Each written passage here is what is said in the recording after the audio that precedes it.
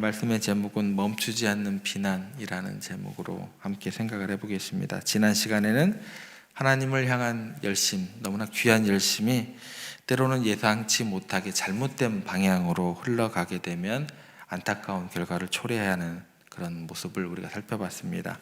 오늘은 그 연장선상에서 예수님의 말씀을 트집 잡아 넘어뜨리려고 했던, 책 잡으려 했던 바리새인과 헤롯 당 중의 사람들을 그 마음 깊은 곳에 있는 그 동기, 책 잡으려는 이유죠. 더 나아가서 멈추지 않는 비난으로 이어지는 그 원인은 무엇일까? 그 행동 이면에 드리워진 인간 본성의 어두운 그림자를 함께 생각해 보겠습니다. 본문을 보면 이제 바리새인과 헤롯 당 중에 있는 사람들 중에 어떻게 하면 예수님의 말꼬리를 잡을까, 또 그렇게 해서 예수님을 뭐라 그럴까요? 그 지지를 잃게 만들려고 밤낮으로 머리를 맞대고 궁리하는 그런 사람들의 모습이 나옵니다. 이제 예수님의 그 삶을, 자기 삶이 아니죠, 다른 사람의 삶에 어떻게 해서든지 결정타를 날려서 또 그렇게 날리기 위해서 자신들의 인생, 또 시간은 생명이잖아요, 그죠? 그 시간들을 연료 삼아서 모든 에너지를 불태우고 있는, 무엇을 얻고자 이토록 귀한 시간을 낭비하고 그런 잘못된 열정을 쏟아붓는 것일까라는 질문을 우리들에게 갖게 하는 것 같습니다.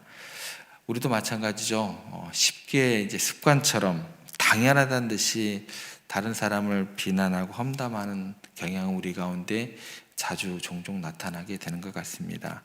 이 질문에 대해서 그냥 그러려니 하고 넘어가는 것이 아니고 우리가 깊이 좀 생각해 볼 필요가 있다는 것입니다. 로라 페라트릭 그리고 밥 버그라는 이 두 사람이 쓴 책 중에 험담에 대한 책이 있습니다. 거기에 보면 험담에 대한 가장 강력한 동기 중에 하나가 뭐냐면 우월감이라고 합니다. 우월감. 이게 달콤한 독 같다라고 이야기를 합니다. 그래서 다른 사람의 그 약점과 허물을 들춰내서 비난함을 통해서 은밀하게 나는 스스로 더 나아라는 것을 보이고 싶어하고 그런 착각을 갖게 한다라는 거예요. 그래서 우월감, 이게 문제다라는 것입니다. 이런 거죠. 마치 이제 어두운 밤 하늘에 작은 별 하나가 더 밝게 빛나는 것처럼, 그러려고 하면 어떻게 돼요? 다른 사람의 삶을 막 어둡게 색칠하면 돼요, 그죠? 내가 더 밝아지려고 노력할 필요가 없어요. 다른 사람을 삶을 막 어둡게 막 크레용으로 막 칠해버리면 된다라는 거예요. 그러면 어떻게 돼요? 내가 더 도드라지고 밝아지게 보이는 거죠. 그러니까 내가 더 좋아지려고 생각하는 것이 아니고 상대방을 상대적으로 그렇게 어둡게 만들어서 내 삶이 조금 나아지게 보이게 하는 그런 착각에 빠지게 만든다라는 것입니다. 그러니까 자신의 내면에 있는 불안과 그런 죄책감을 회피하려는, 이게 방어 기제다라는 겁니다. 나는 저 사람보다 조금 낫지, 나을 거야, 나아야만 해, 노력함도 없고 자기 최면에 빠져가지고 자신의 부족함과 연약함을 애써 외면하려는 그런 모습입니다. 제가 항상 그 설교를 준비를 1차를 끝나고 나면 자전거로 올라가거든요. 근데 어제 따라서 올라갔다 내려왔는데도 이렇게 제가 항상 그 당뇨 이거를 한 번씩 검사를 해요. 그래서 이게 확 뛰는 것을 이제 조절을 하고 그러는데 어제 따라 떨어지질 않는 거예요. 어떻게 했을까요? 30분을 타고 안 떨어져요. 30분 또 탔어요. 그래도 안 떨어져요. 그 다음에 30분 또 탔어요. 그러다 보니까 어제 한 1시간, 한 45분. 어제 제가 먹는 것을 조절을 안 하고 막 먹었거든요.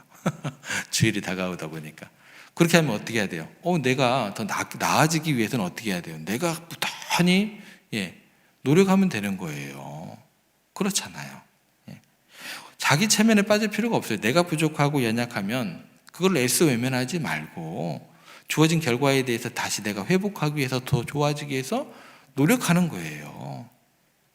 그런 하나님께서 마음을 주시고 또 그런 깨달음을 주셨으면 내가 움직이면 되는 거잖아요, 그죠? 이게 특별히 어떤 때 우월감을 자꾸 찾게 되냐면 하나님과의 깊은 교제가 없을 때 그래요. 그렇게 없으면 공허하잖아요. 영적인 공허함에 들고 불안감에 시달리게 되고, 그러면 어떻게 돼요? 핑계 대면 좋거든요. 특별히 다른 사람을 비난하고 그러다 보면 나는 좀 괜찮은 사람처럼 느껴지게 되고, 그렇게 스스로 위로를 하려고 하는 거죠. 죄 많은 우리 인간들의 본성이 이렇게 다른 사람을 바라보게 하고 그 사람에 대한 이야기를 하게 되고 내 책임을 전가시키고 이런 것들을 일정의 희열로 느끼게 되고 자신의 결핍을 감추려는 경향으로 나타나게 된다는 거예요. 그리고 또 험담의 또 다른 이유에 대해서 뭐라고 얘기를 하냐면 주목받고 싶은 욕망이 우리 가운데 있다라고 이야기를 합니다. 그러니까 마치 무대 위에 배우가 나는 되어야 된다는 거죠. 다른 사람의 관심을 끌고 싶어 한다는 겁니다. 누군가의 험담을 이야기하는 순간 어떻게 돼요? 사람들의 시선은 자연스럽게 내 입을 주목하게 되고 나를 주목하게 된다는 거죠.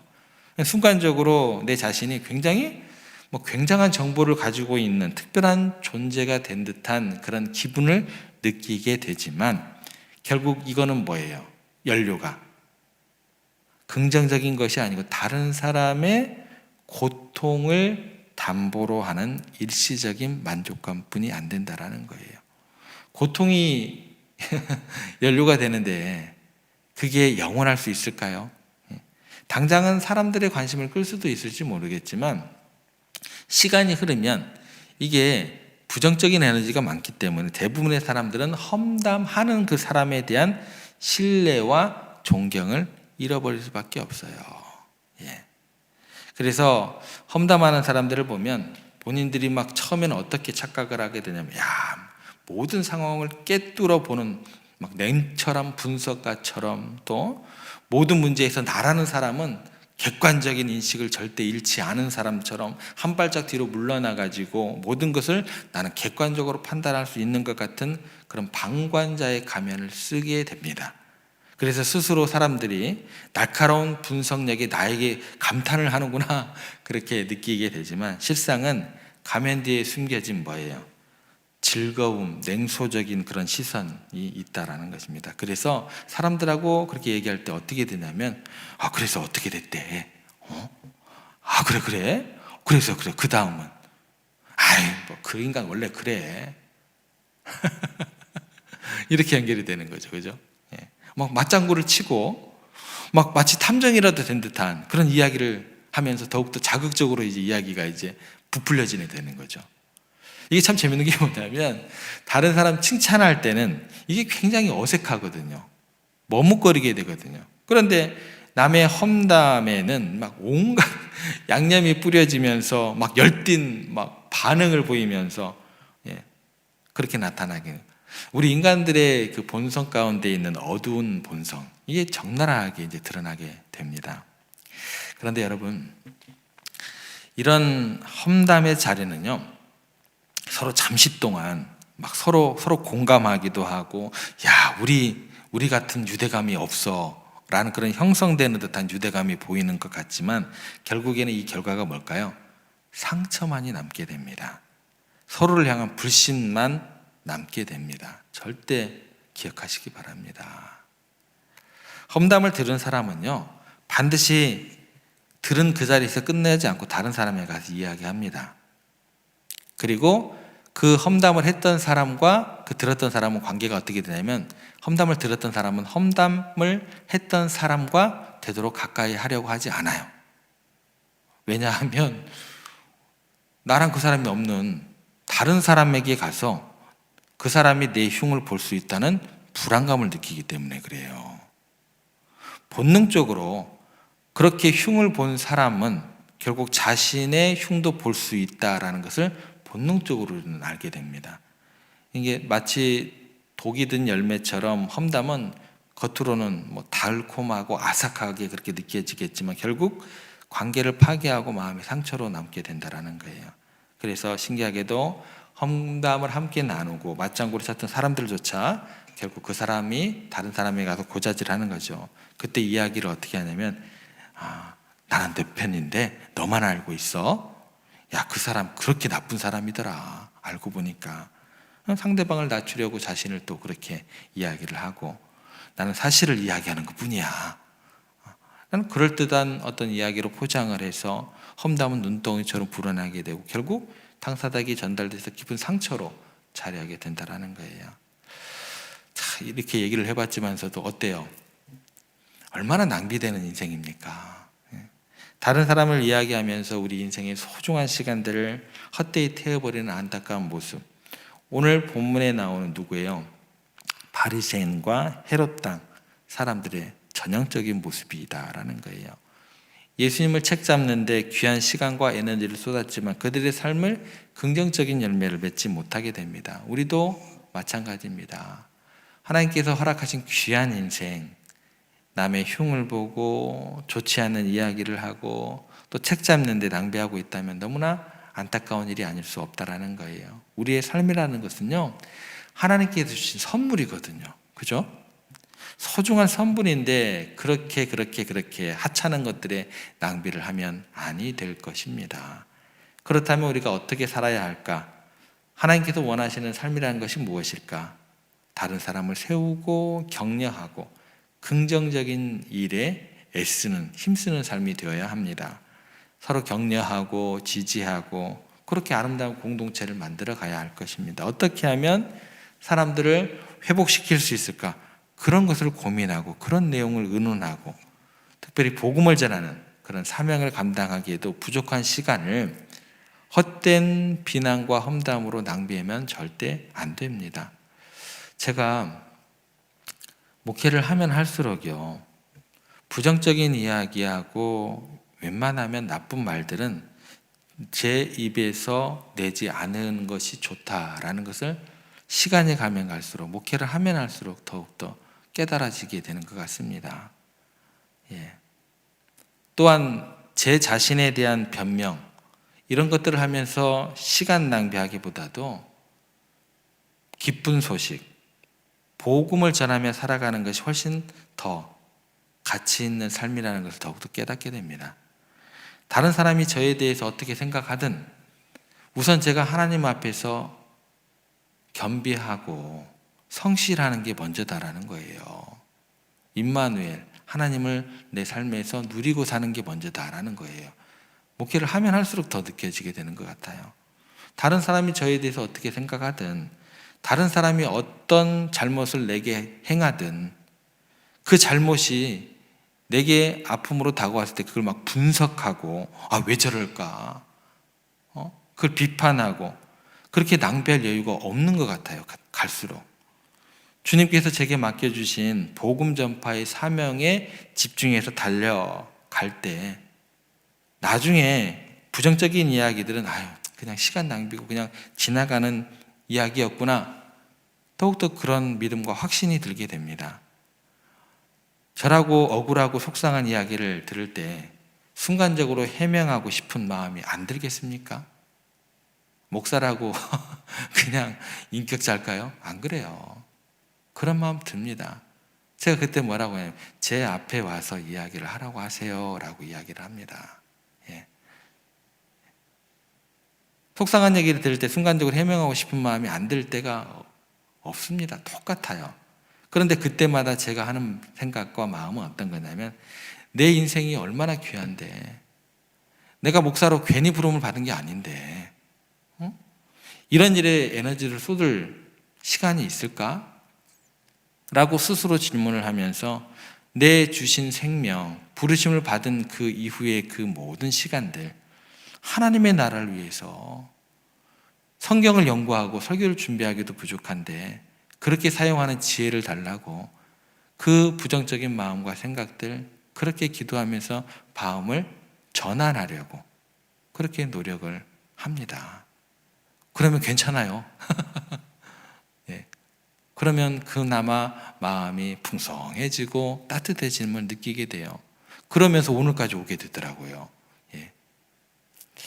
사랑하는 성도 여러분, 어떻게 살아가야 할지 항상 생각해 보시기 바랍니다. 남이 나를 어떻게 평가하든 내 몸의 상태가 어떠하든 사람을 살리고 세워주고 돌보는 일에 우리의 시간과 열정을 쏟으면 얼마나 좋을까요? 예수님을 책잡으려고 궁리만 하던 바리새인과 헤롯당 사람들처럼 우리 역시 할 일 없이 남의 흠만 찾고 있다고 한다면 우리의 인생은 낭비하는 인생이 됩니다. 우리는 어떻게 하면 하나님 앞에서 보람되고 가치 있는 시간을 보낼 수 있을지 끊임없이 고민하고 고민된 결과를 실천해야 합니다. 마귀는요, 우리에게 남을 정죄하고 시기하며 잘못을 들춰내는 그런 부정적인 마음을 끊임없이 불어넣어 줍니다. 이거를 어떤 것으로 치환을 해요? 하나님께서 주시는 마음으로 치환을 해야 되겠죠. 이런 악한 힘에 굴복하지 않고 성령의 감동으로 사람을 살리고 복음을 전하고 다른 사람의 죄와 허물을 덮어주고 위로하는 일에 열정을 다하는 복음적인 사람들이 우리 모두가 되어야 할 것입니다. 그런 우리 세종교회가 되어야 할 것입니다. 여러분, 그래서 서로 만날 때 그 사람의 좋은 점만 이야기하시고 누군가 험담을 하면 조용히 듣다가, 그런 면도 있겠지만 사실 이런 훌륭한 면도 있습니다. 만약에 진짜 훌륭한 면이 안 보이는 사람도 있어요. 목회라도 하니까 그래요. 저 사람은 처음부터 끝까지 훌륭한 점이 1도 안 보여요. 그럴 때는 어떻게 해야 돼요? 어떤 아픈 면이 있을 거예요. 아플 거예요. 그리고 우리가 알지 못하는 어떤 이유가 있을 거예요. 이렇게 말할 수 있는 우리가 되어야 합니다. 그래야 그 사람이 세워지고 또 그 사람을 위해 기도할 수 있는 마음이 생기게 되는 거고, 그렇게 그 사람이 하나님 안에서 회복될 수 있는 가능성을 우리 공동체 안에서 부어줄 수 있게 되는 거예요. 더 나아가서 자기 변명에 에너지를 쏟기보다도 한 영혼이라도 더 구원하기 위해 전력을 다하는 우리 모두가 되기를 간절히 소망해 봅니다. 어둠을 쫓아내는 빛처럼 우리의 긍정적인 언어와 행동이 세상을 밝히는 귀한 역사가 될 줄 믿으시기를 바랍니다. 예수님의 삶이 그랬습니다. 예수님은요, 그 누구보다도 많은 비난, 모욕, 누명, 예수님처럼 억울한 분이 어디 있을까요? 그죠? 그런 모든 어떤 그런 처사 속에서 예수님께서 성경에 보면 한마디 변명을 하셨다는 이야기가 들리지를 않아요. 그 변명 대신에 묵묵히 십자가를 지시고 하나님께서 그분에게 주신 인류를 구원하라는 그런 거룩한 사명에 집중을 하셨다라는 겁니다. 그래서 33살 짧은 상의를 사셨지만 전 인류를 구원하는 위대한 일을 이루시고 마지막에 뭐라고 얘기를 하시냐면 내가 다 이루었다. 핑계대고 변명하고 그럴 시간이 없었기 때문에 그 짧은 삶을 사셔서도 그 엄청난 위를 이루시고 나서 다 이루었다. 야, 내가 조금 못 이뤘다라고 이야기를 하신 게 아니고 그러셨다라는 거예요. 다른 사람에 대해서 나에 대해 변명하는 대신 사람들을 세우고 용서하는 일에만 집중하셨기 때문에 그 일이 가능했다라는 것입니다. 예수님의 삶은 우리에게 멈추지 않는 비난 앞에서 어떻게 반응해야 되는지를 보여주는 그런 좋은 본보기가 됩니다. 사도 바울이 아덴에서 당대의 지성인들과 치열하게 논쟁하면서 복음을 전했습니다. 그런데 성과가 미미하게 됩니다. 그런데 빌립보 감옥에서 억울한 고난을 당하면서 간수와 죄수들을 향해서 내가 억울합니다. 내가 무슨 죄가 있어서 나를 여기다 감옥에다 쳐넣었습니까? 라고 이야기하지 않고 그 관수들과 죄수들을 향해서 사랑과 또 섬김의 자세로 나아갈 때, 또 복음을 전하면서 기쁨 가운데 그들에게 그 기쁨의 소식을 전할 때 놀랍게도 간수와 그 주변 사람들이 회개하고 예수님을 위한, 또 예수님을 믿는 귀한 역사가 일어나게 됩니다. 여러분, 사람을 진정으로 변화시키고 하나님의 놀라운 역사를 이루는 것은요, 날카로운 비판과 정죄가 아니라 따뜻한 사랑과 헌신적인 섬김이라는 것을 꼭 기억했으면 좋겠습니다. 예수님처럼 사랑하고 섬기고 또는 억울하고 고난을 감당하는 삶 속에서 또 그 삶에서 우리가 주신 말씀에 초점을 맞추고 살아갈 때 우리가 비록 부족한 인생이다 할지라도 인류를 구원하는 하나님의 일, 그 일에 동참할 수 있다라는 그런 진리와 능력이 우리의 삶을 통해서 나타날 수 있음을 믿으시기를 바랍니다. 오늘부터 또 우리 이렇게 결심하시기를 부탁을 드립니다. 예수님을 본받아서 그런 부정적인 말들을 멈추고 사랑과 섬김이 가득한 복된 삶을 살기로 주님 결단합니다. 오늘 이 시간 이후로 우리의 삶의 태도와 방향이 바뀌게 되기를 기도하오니 성령 하나님 도와주시고 소중한 인생을 낭비하지 않도록 붙들어 주시고 오직 하나님의 영광만을 위하여 나아가는 우리와 우리 자녀들과 우리 가족과 또 우리 교회와 이 땅의 믿음의 백성들 되게 주님 도와주시옵소서. 그렇게 기도하는 우리 모두가 되기를 주님의 이름으로 부탁드립니다.